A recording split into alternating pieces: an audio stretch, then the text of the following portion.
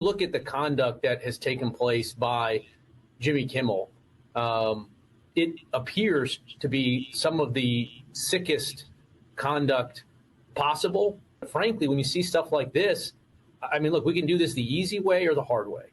These companies can find ways to change conduct, to take action, frankly, on Kimmel, or, there's going to be additional work for the FCC ahead.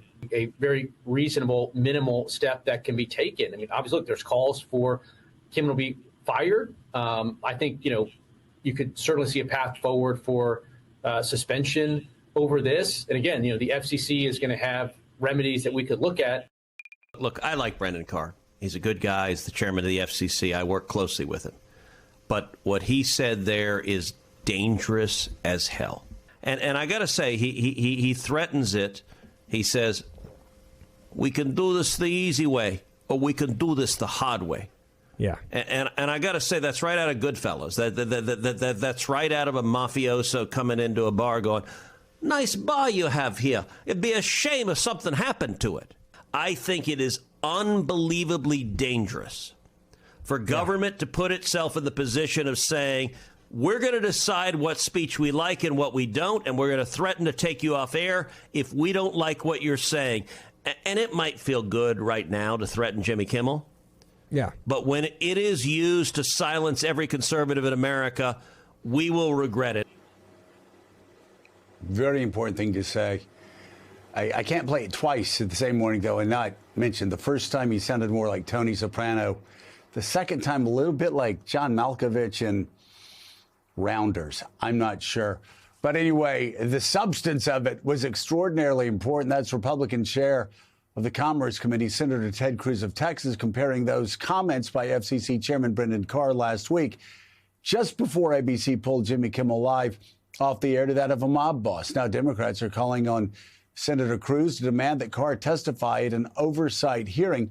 With us now, the ranking member of that committee, Senator Maria Cantwell of Washington. I will say, Senator, I am was heartened to see the Wall Street Journal editorial page say basically the same thing that Ted Cruz said last week, talking about how this is how mob bosses talk. This isn't how the FCC talk. We saw Rand Paul saying the same thing yesterday. We heard from Ted Cruz. Somebody said earlier on the show, Tucker Carlson said the same thing. I'm wondering, it seems that we may have a convergence on an issue for once. People very concerned. As Ted Cruz said, this is dangerous as hell. And as I said earlier, Republicans should be just as scared as Democrats, liberals as much as conservatives, because at some point there will be a democratically appointed FCC chair again in Washington, D.C. Well, it might be something that Seattle and Houston agrees on, but really America should agree that if you want free speech, if you want freedom of expression, you also have to have a free press.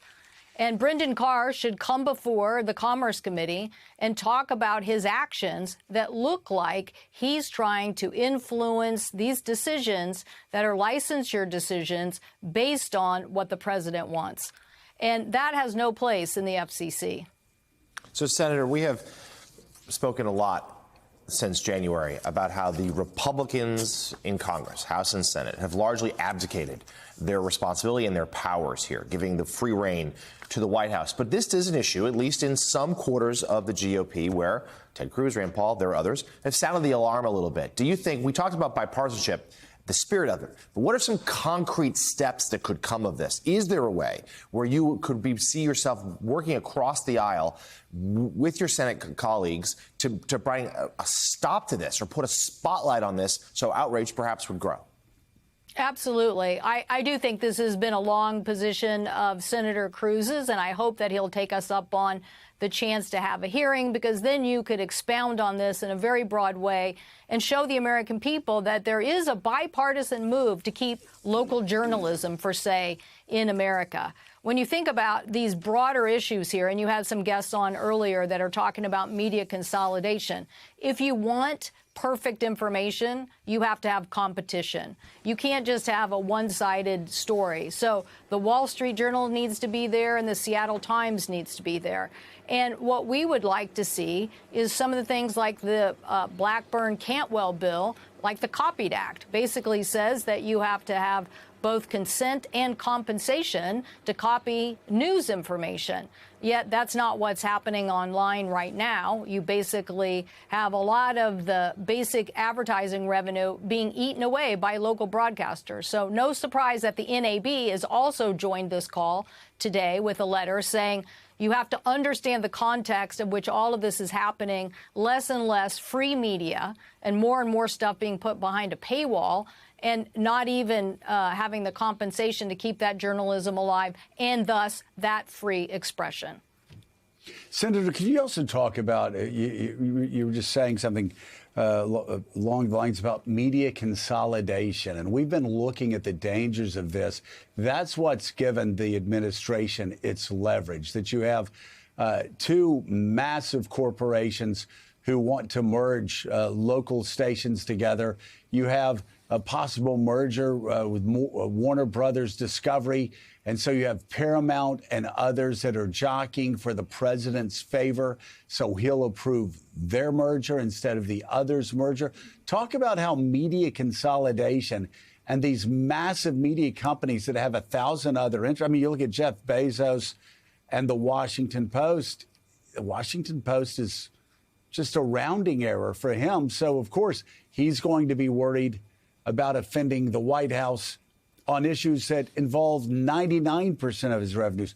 Talk about the dangers of media consolidation and these media conglomerates and how it's undermining right now our idea of what free press in this country should be. Well, we issued a report from the Commerce Committee about this a couple of years ago. And basically, it shows that as advertising got commoditized online, basically you have less and less revenue streams for local journalism. But the public trusts local journalism. Why? Because you're not going to be on the air or you're not going to sell a newspaper if you're not accurate. But online, you can have a lot of inaccuracies, and the advertisers don't even know they're advertising next to those inaccuracies. So it creates an unlevel playing field. Now enter the Trump administration, where more and more of this content is being consolidated by people who might put it behind a paywall.